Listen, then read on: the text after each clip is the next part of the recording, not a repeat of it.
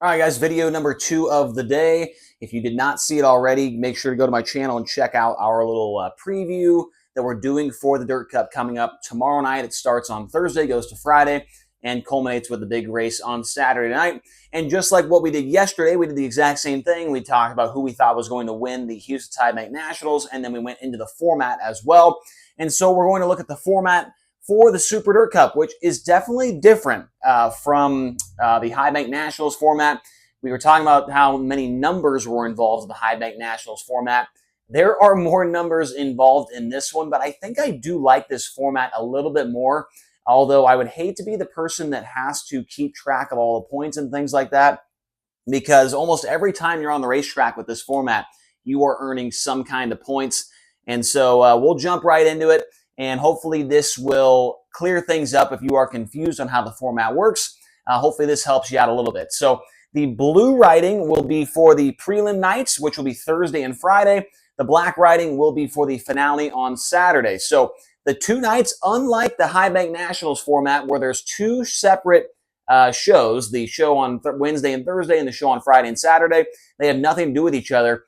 All three nights of this one will actually count towards your starting position for Saturday night. So Thursday and Friday is going to be in the blue writing here. So we'll start things off with qualifying, and right off the bat, that is where you will see the biggest difference, or one of the differences between this format and High Bank Nationals format. There will be just one flight of qualifying. So we talked about it in the preview video that there's going to be close to 50 sprint cars there, and that is going to be interesting because obviously, you know, with how things are, how randomized it is, one guy could get absolutely shafted here and be the dead last car out to qualify. The track could be completely destroyed, gets a terrible lap, but then the next night he could be the first guy out and, you know, be able to kind of recuperate those points that he lost the first night. So one flight of qualifying, which is going to be interesting, single car qualifying, 2 laps, and you get points for your qualifying effort, right? So for first place, it is 200 points. Second place, 198. Third, 196. And there's 2 points all the way down until the last car, whether that's the 48th car, the 52nd car, how many cars there are.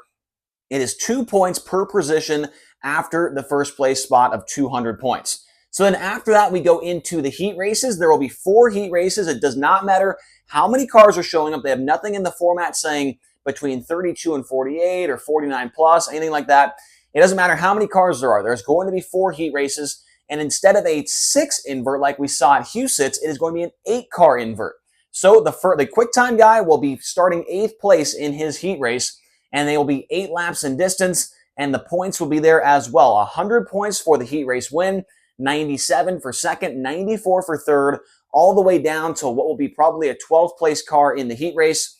And so you want to be moving forward in these heat races because if you go quick time, you get those 200 points there, and you lay an egg and run 7th or 8th, you're going to be pretty far behind the guy that maybe qualified 15th and won his heat race, right? So you're going to want to move forward every time you're on the racetrack.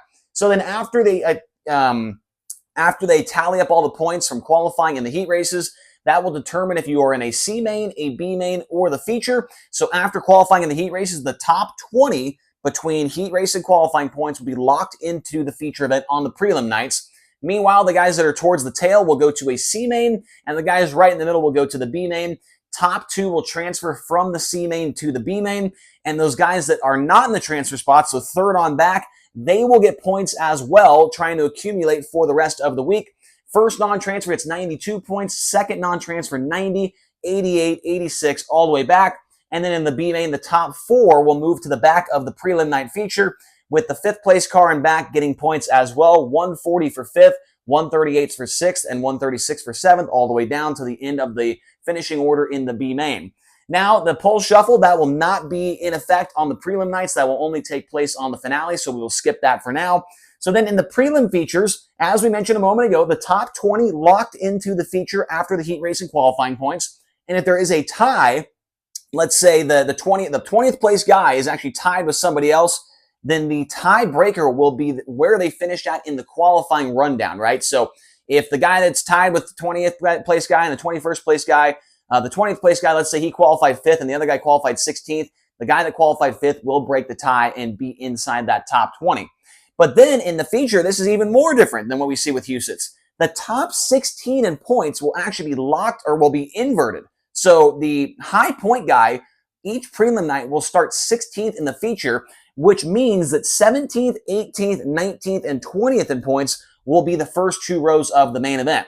And that 16th place guy, the guy that was inverted to 16th, is going to have to drive his ass off to get up to the front of the field. And it's going to be interesting to watch. It's a little bit like Trophy Cup, right? And so the features on the prelim nights will be 30 laps in distance, and they will also pay points. The same amount of points that they pay for qualifying, they will pay for the feature event. 200 for the win, 198 for second, 196 for third, all the way back down the line to the, I think it's 24 car field on the prelim nights. And then if you are like incredible, if you are like Superman in these races and you go quick time, you win the heat race from 8th, you win the feature from 20th or whatever it is, 16th or 20th, and the perfect score is 500 points, which if somebody does that, then you might as well just give them the trophy already. That is something that is going to be almost impossible to do, to go from 8th and then to come from the back of the feature and make that happen would be really good television, but I don't think it could happen. We'll see. We'll have to wait and see. So that is the format for the 2 prelim nights on Thursday and Friday. Then they will take all of those points that you get between those 2 nights, combine them all together, and then we'll go into Saturday. Now, on Saturday, when we're looking at the black riding now, no qualifying on the finale night. They'll go right into heat races after some hot laps, I'm sure. They will have 4 heat races. And let me back up a little bit. So after they tally all the points up from the 2 prelim nights, the top 4 drivers that have earned the most points, they are locked into the feature. They are locked into the pole shuffle. They do not have to race in the heat race. Then it's going to be the 5th place guy in points all the way back. Those guys will be in the heat races, and they will be lined up straight off of their point standings. So the 5th place guy will be on the pole of heat 1, 6th place guy in points will be on the pole of heat 2, blah, blah, blah. And then there will be no invert or anything. They're lined straight up. 8 laps is the distance in that, and they will get points in the heat race as well. But the winners of the heat races, they will go to the pole shuffle with those aforementioned 4 guys that were the top point earners from the 2 prelim nights. So if you win the heat race, you're going to the pole shuffle. You are automatically going to start in the first 4 rows of the feature. Meanwhile, 2nd place, 3rd place, 4th place, all those guys behind the winner, they will get points added to the points they got from the 2 prelim nights. 2nd place, 100 points. 3rd place, 97. 4th, 94. All the way back. After those 4 heat races are complete, they'll take the top 20 in points, and they will be all locked into the feature event for the finale. Everybody else will go to either a C main or a B main. The C main will transfer top 2, and the B main will transfer the top 4 to the feature. Now we get into the pole shuffle. If you don't know what that is, I will explain it here in just a moment. As we mentioned, the top 4 in overall points from the 2 prelim nights are already in the pole shuffle, and then it's the 4 heat race winners from Saturday night. They will all join together. It'll be 2 cars at a time. So basically it's going to be the 3rd heat race winner and the 4th heat race winner from Saturday. They will face off against each other, 2 cars on the track at once, 2 laps. Well, this is what they did last year, so I'm guessing this will be the same thing. They will run 2 laps. It is a race, unlike the Houston Speedway deal where it's actually a time thing. You want to try and run the best lap. This is an actual race. You're going 2 laps around the racetrack. Whoever beats the other guy will move on to face the next guy in line, which would be the 2nd heat race winner. They will face off, race. Whoever wins goes against the 1st heat race winner, blah, blah, blah. So theoretically, the guy that is, the 8th seeded guy could go from starting 8th to starting on the pole if he has some magical run, right? And so the finish of that will line up the first 4 rows of the main event on Saturday. Now, getting into the main event on Saturday, this is how it'll line up. It's going to be the pole shuffle cars. Then it'll be 9th through 20th in the point standings after the combined, 2 prelim nights and the heat race from Saturday. And then it'll be the B main transfers. Now, they also will add 2 more cars to the back of the feature for 26 starters. There is a fan choice. So I'm not sure how they did this last year. If they did it last year, maybe they didn't. I don't know. I'm not sure how they do the fan choice provisional, but whoever that is going to start 25th in the main event.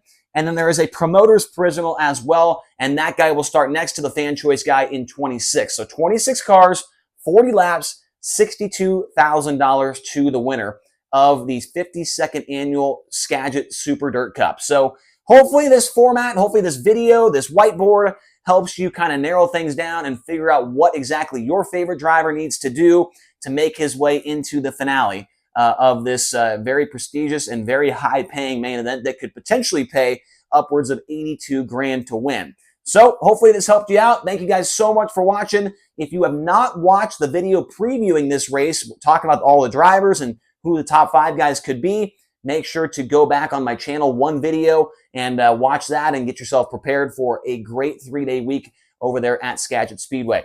Thank you guys so much for watching. Hit subscribe, hit like, and comment down below what do you think about this format compared to Huset's High Bank Nationals format, and we'll talk to you again here soon on the channel. Thank you.